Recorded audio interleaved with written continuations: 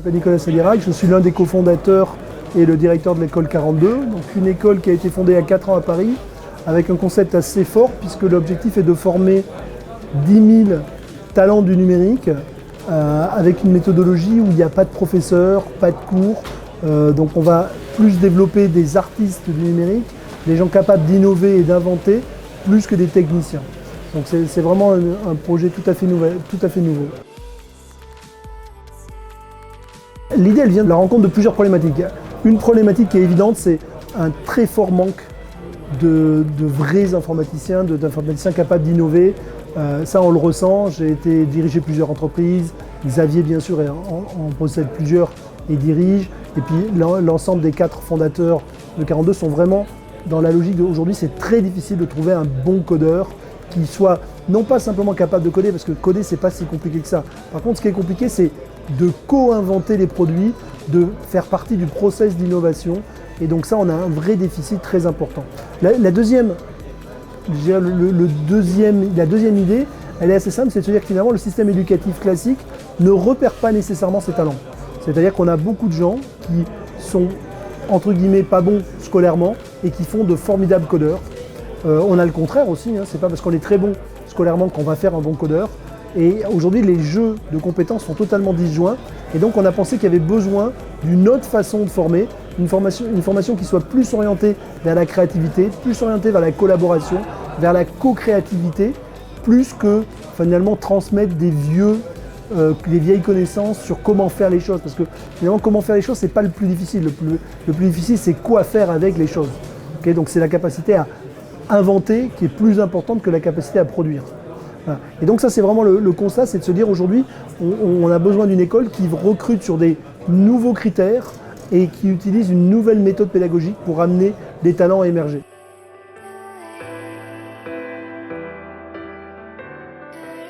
Aujourd'hui, l'école 42 a à peu près 4000 étudiants, à peu près déjà 1000 qui sont sortis et qui ont fini.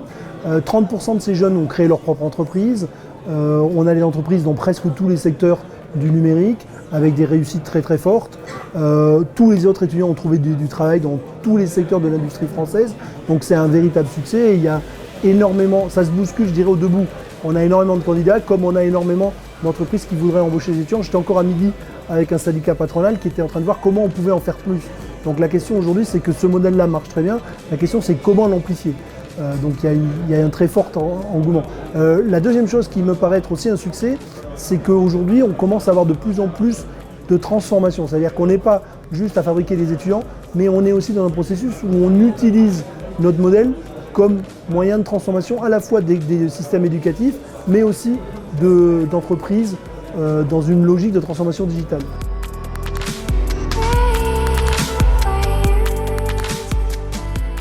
Alors le partenariat entre l'école 42 et l'OCP, il est assez simple finalement. Il consiste à remettre en place le process 42 au Maroc.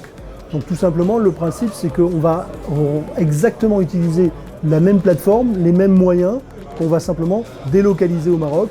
Et donc on va, grâce aux moyens, je dirais, de l'OCP, grâce au réseau aussi de l'OCP, grâce aussi à l'implication et aussi à la volonté et je dirais, il y a une certaine vision de la transformation du pays, on va pouvoir remettre en place ce processus au Maroc. Donc c'est une forme de, je dirais pas une forme de, c'est pas tout à fait, on peut pas vraiment dire que c'est un réplica parce que c'est une continuité. C'est-à-dire qu'on n'est pas en train de créer finalement une autre structure au Maroc qui va copier 42 en France. C'est en fin de compte une extension de 42 qui est mise au Maroc.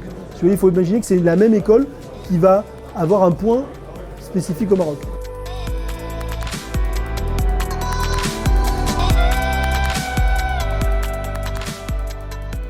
Qu'est-ce qui nous motive? Plusieurs choses. C'est aujourd'hui, on est dans une logique où on pense que le fait d'avoir un réseau international est une chose importante parce que ça fait accès à différentes cultures et à la capacité qu'on va avoir d'un réseau fort. Donc ça fait partie du premier volet. Pourquoi avec l'OCP? Parce que l'OCP est un acteur majeur au Maroc, qui a la volonté de le faire, qui partage les mêmes valeurs, la même vision du développement à long terme. Et donc ça nous paraît tout à fait un acteur tout à fait pertinent.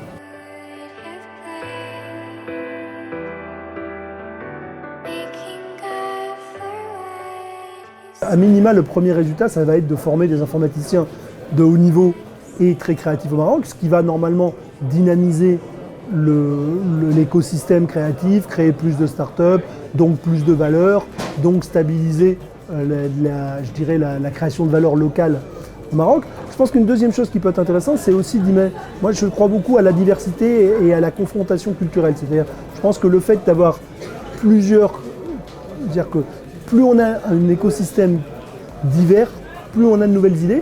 Et donc je pense que les jeunes Marocains, avec les jeunes Français, avec les jeunes de tous les autres pays, vont pouvoir échanger des idées et ensemble co-créer les protocoles, les nouvelles idées, les nouveaux usages de demain. Donc c'est important, je pense que tout le monde y participe. C'est-à-dire que ceux qui ne seront pas dans cette dynamique auront beaucoup de difficultés après à la rejoindre. Donc je pense que c'est important aussi bien pour le Maroc d'être dans cette dynamique que pour l'ensemble des pays, d'avoir l'ensemble des acteurs. Donc je pense qu'on participe à une espèce de redéfinition des métiers qui est en train de se faire de façon transversale.